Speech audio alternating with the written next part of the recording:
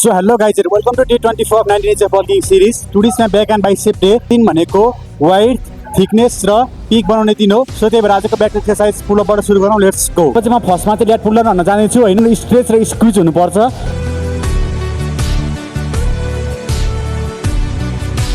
Exercise चाहिँ lower रोकको गर्न जानेछु हैन। ब्याकको थिकनेसको लागि युज हुन्छ।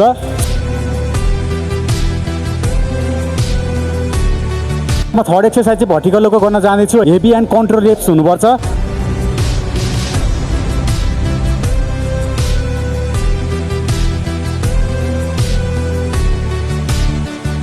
बाइसेपको एक्सरसाइज सुरु गर्न जानेछु। यसमा चाहिँ स्ट्रिक बार कर्ल हान्न जानेछु। Ego lifting, strict form. So